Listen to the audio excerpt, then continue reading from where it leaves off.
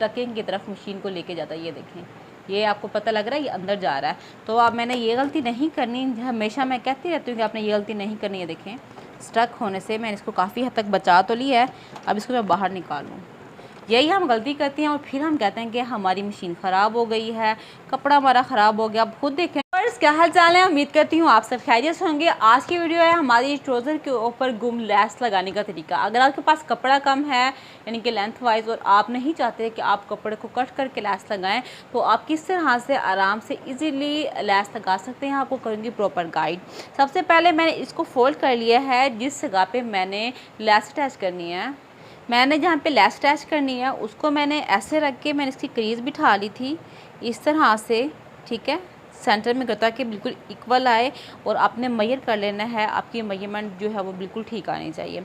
इसके बाद मैंने लैस लगानी है। अब लैस ऑब्वियसली हमारे पास है चौड़ी थोड़ी सी, तो हमने क्या करना है, लैस को हमने कर लेना है कटिंग कुछ इस तरह से, क्योंकि अगर मैं इसको ऐसे लगाऊंगी तो दूसरा कपड़ा आएगा तो करीबन मेरा पौना इंच कपड़ा चला जाएगा, तो कम जो है वो ज़्यादा पड़ जाएगा। तो मैं चाहती हूँ कम से कम कपड़ा ज़ाया हो और गुम लैस भी लग जाए और अच्छी भी लगे। ये वीडियो बहुत ही ज़्यादा आई होप आपको पसंद आएगी, बहुत ही यूज़फुल टिप्स दे रही हूँ आपको। आपने ऐसे जो भी लैस लगानी हो ना आपने थोड़ी सी, तो आप इस तरह से कर लिया करें। आप इस तरह से लैस को काट लेंगे, ठीक है। इसके बाद आपने इसकी क्रीज बना ली हुई है। इसके बाद आपने करना क्या है, आपने इसको ऐसे सीधा कर लेना। आपको लगेगा कि ये थोड़ा सा इस तरह से तिरछा जा रहा है, तो आपने परेशानी होंगी। ये पैंट ट्राउज़र है तो पैंट ट्राउज़र में इसकी इसी तरह से ही जो होती है वो शेप आती थी, बिल्कुल इक्वल है। इसके बाद हमने ये लाइन ड्रा की हुई है, इसके साथ हमने अपनी लैस को रखते जाना है कुछ इस तरह से। ये हमने सीधी साइड लेनी है, ये हमने सीधी साइड लेनी है।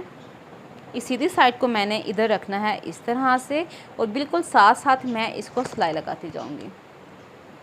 ये ऐसे, ये देखें, ये लैस की हमने, ये है सीधी साइड और यह है रॉन्ग साइड। हमने इसको ऐसे रखना है और इसके साथ साथ इसके ऊपर मैंने ऐसे स्टिच कर देना है। ऐसे ही दोनों को स्टिच कर लेती हूँ, फिर मैं आपको दिखाती हूँ। और अपने सिंगल की मशीन पे इसको मैं स्टिच कर रही हूँ। बाद लोगों के बहुत ज़्यादा डाउट है कि लोन के कपड़े स्टिच करते हुए हमें प्रॉब्लम होती है, तो मैं आपको साथ साथ में गाइड करती जाऊँ, क्योंकि मैंने पूरा ड्रेस जो स्टिच किया है 4 पे किया है ट्राउज़र, और शर्ट जो है वो मैंने 3 और 4 के दरमियान में किया है। तो जो मैं स्टिच करी थी मेरा ओके जा था वो 4 पे, तो टेंशन में रखना है 4 पे। और स्टिच लेंथ जो है वो मैं अपना 3 पे रख रही हूँ, क्योंकि मुझे इतना छोटा नहीं चाहिए, मुझे बड़ा ही चाहिए। तो अब मैं स्टार्ट करती हूँ।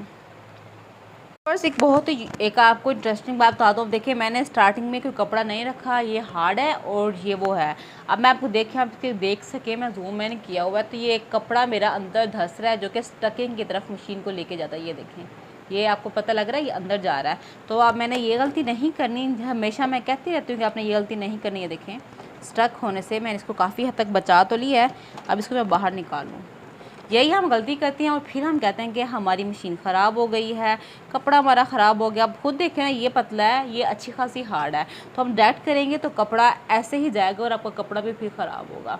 तो आपने क्या करना होता है, सबसे पहले एक मैंने फैब्रिक रखना है। स्टार्टिंग मोड में मशीन आ जाएगी, फिर मैंने स्टार्ट करना है। तो पहले मैं एक छोटा सा फैब्रिक रख के स्टिच करती हूँ, फिर आपके सामने स्टिच करती हूँ।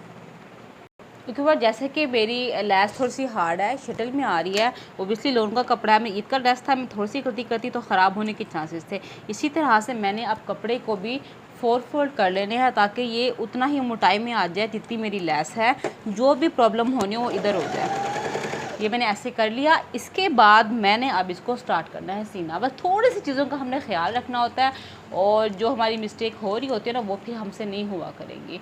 तो अब मैं करती हूँ स्टार्ट। पीछे से लाजमी खींचना है। ये देखिए मेरी मशीन की आवाज़, ये मतलब कि ओके नहीं है। तो अब मैंने क्या करना है, इसको बाहर निकालना है, थोड़ा सा आगे करके फिर स्टार्ट करना है। मशीन कहती है कि नहीं ये काफ़ी हार्ड है, मैंने नहीं होना। तो अब मैंने क्या करना है, इसको मतलब वही जो प्रॉब्लम आती है ना, थोड़ी सी अपने परेशान नहीं होते। ये आप देखोगे कि मसला तो नहीं है, हाँ जी, ये जो वही है जो पहले स्टक हुआ था ना, तो उसकी वजह से ये काफ़ी इकट्ठा हो रहा था। तो मैंने अब इसको काट दिया है, दोबारा से सिलाई लगाऊंगी इसके ऊपर। इस मशीन की यह खासियत है, जहाँ पे भी हमारा कपड़ा अगर सही एडजस्ट नहीं हो रहा तो वो खुद ब खुद ही वाइब्रेट या इस तरह से करके हमें बता देती है कि नहीं आप मज़ीद जुल्म नहीं करें मेरे ऊपर। तो ऐसे ही मैंने اس کی sorry, I am really sorry, ہم نے اس کی سیدھی سائڈ لگانی ہے، الٹی سائڈ نہیں لگانی.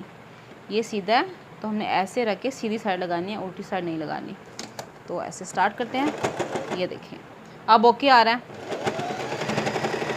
کچھ چیزوں کا اپنے رکھنا ہوتا ہے خیال، دیٹس اٹ. وہ کیوں ہو رہا تھا؟ کیونکہ سٹک ہوئی تھی، تو یہاں پہ ہماری مشین سٹارٹنگ میں بھی کافی سارے اکٹھی ہو گئی تھی، اس کی وجہ سے دوبارہ نہیں ہو رہی تھی. اب میں نے دوبارہ سے کیا، وہ سٹارٹ صحیح ہو گیا.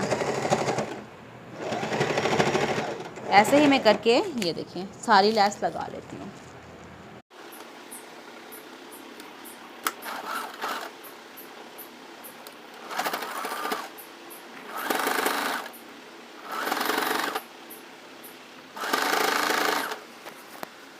اوکے ورس، میں نے لیس لگا لی ہے اس طرح سے. اب ہم نے اس کو گم کس طرح سے کرنی ہے، کوئی سٹرپ نہیں ہے.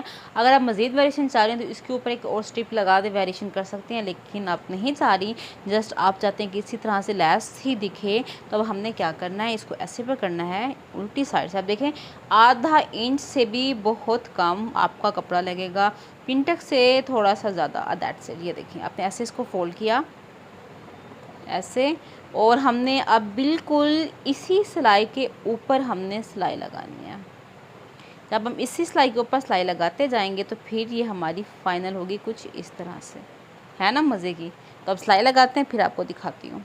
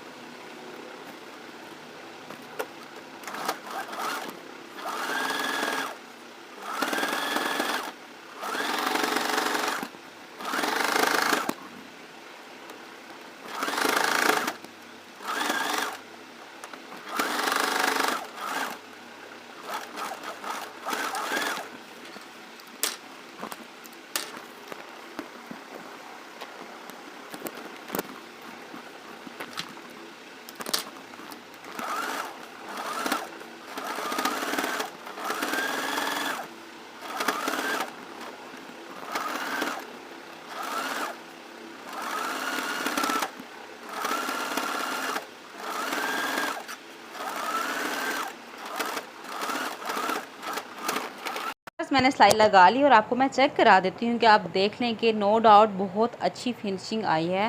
میں اب بار بار کلیئر اس لیے کر رہی ہوں کہ بہت سے لوگوں کے کافی زیادہ ڈاؤٹ ہوتے ہیں، کافی پریشان ہوتے ہیں، تو میں نے کہا پریشان نہ ہوں.